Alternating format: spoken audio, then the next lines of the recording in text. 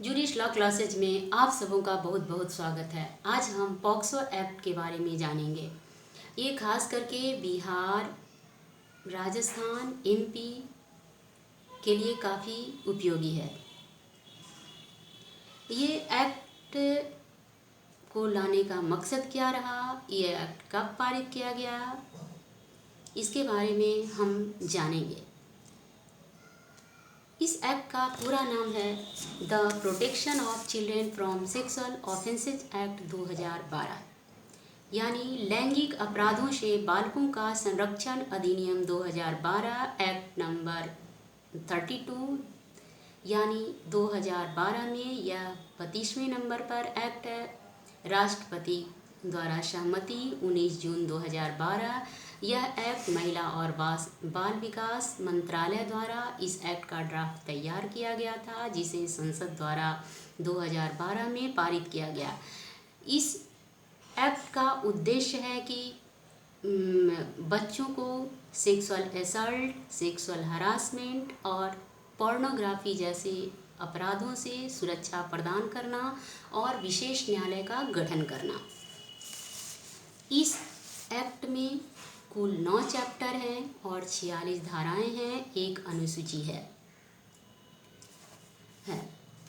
अब कहते हैं कि ये संयुक्त राष्ट्र की महासभा द्वारा बालक के अधिकारों से संबंधित एक सम्मेलन बुलाया गया था, जिसमें बहुत सारे राज्य पक्षकार उस सम्मेलन में बालक के अधिकारों से संबंधित जो प्रस्ताव था उस पर हस्ताक्षर किया था, जिसे भारत ने भी 11 दिसंबर 1992 को सहमति दिया और यानी हस्ताक्षर किया। उसके बाद से ये एक्ट 2012 में लागू हुआ।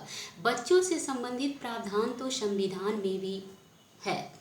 जैसे संविधान लागू 1950 में हो गया, परंतु उसमें संविधान के अनुच्छेद 15(3) में कहा गया है कि राज्य बालकों के लिए विशेष व्यवस्था कर सकती है, विशेष कानून बना सकती है। उसे कानून बनाने से कोई मना नहीं करेगा। यह कानून बाल दिवस, पॉक्सो कानून बाल दिवस यानी 14 नवंबर बाल दिवस के अवसर पर 2012 में लागू किया गया। इस एक्ट को लाने का मेन मकसद बच्चों से संबंधित कोई स्पेसिफिक लॉ नहीं था, क्योंकि आईपीसी बालिग और नाबालिग के साथ हो रहे अपराधों में कोई अंतर नहीं करता है। यह अधिनियम लिंग तटस्थ है। कहने का मतलब चाहे वो लड़का हो, लड़की हो या थर्ड जेंडर का कोई भी व्यक्ति हो।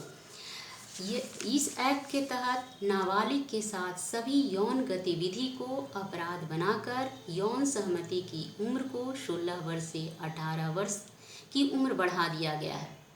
इस एक्ट में यह भी बताया गया है कि यौन शोषण में शारीरिक संपर्क शामिल हो भी सकता है, शामिल नहीं भी हो सकता है।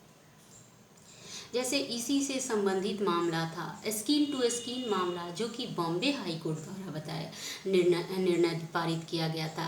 बॉम्बे हाई कोर्ट ने कहा कि यदि स्किन टच नहीं हुआ है तो यौन शोषण नहीं माना जाएगा। इसी पर सुप्रीम कोर्ट ने इस निर्णय को खारिज कर दिया और कहा कि नहीं, तब तो इस एक्ट का उद्देश्य ही विफल हो जाएगा। ऐसे तो कोई दास्ताने पहन करके उसके साथ बच्चों के साथ टच किया करेगा तो उसे हम ऑफेंस नहीं मानेंगे। इसीलिए ये बात आया कि यौन शोषण में शारीरिक संपर्क शामिल हो सकता है या नहीं भी हो सकता है। सभी के लिए अधिनियम के तहत यौन अपराध के बारे में पुलिस को रिपोर्ट करना अनिवार्य है, क्योंकि ये इसलिए बनाया गया कि आपके बगल में अपराध हुआ है और आपको पता चल गया तो ये नहीं कि आप चुप बैठ जाएं। आपको सूचना देना है थाना को। यदि आप चुप बैठते हैं तो इसके लिए भी इस एक्ट में दंड का प्रावधान किया गया है। इस एक्ट में बच्चे के साथ जो भी अपराध होता है मीडिया उसका खुलासा नहीं कर सकती है। यदि मीडिया ऐसा करती है तो वो उसके लिए पनिशमेंट है। सिर्फ बच्चे के माता पिता और उसके फ़ायदे के लिए ही इस चीज़ को उजागर किया जा सकता है, माता पिता के परमिशन से ही। अब इस एक्ट में पुनर्वास का भी उपाय शामिल किया गया है। पॉक्सो कानून के तहत सभी अपराधों का सुनवाई एक विशेष न्यायालय में और बच्चों के माता पिता की उपस्थिति में ही किया जाएगा। अब हम जानेंगे कि इसमें दो तरह के ऑफेंस है, एक सामान्य अपराध और एक उसे विशेष अपराध, जिसे गुरुतर अपराध कहते हैं। गुरुतर अपराध में हो गया कि जैसे कोई व्यक्ति है जिसके पास बच्चा रह रहा है या बच्चा जिसके कस्टडी में है या वैश्वासिक संबंध है या माता पिता हैं, उसके द्वारा बच्चों के साथ अपराध किया जाता है तो उसके लिए पनिशमेंट बढ़ जाता है। इसीलिए गुरुतर शब्द का इस एक्ट में यूज़ किया गया है। अब हम आते हैं, इस एक्ट में 9 चैप्टर है। पहला अध्याय है प्रारंभिकी से संबंधित। इसमें 2 सेक्शन हैं। एक है संक्षिप्त नाम, पहला नाम, विस्तार और प्रारंभ, यानी इसका संक्षिप्त नाम है पॉक्सो एक्ट 2012। ये पूरे भारत पे लागू है और ये बाल दिवस के अवसर पर 14 नवंबर 2012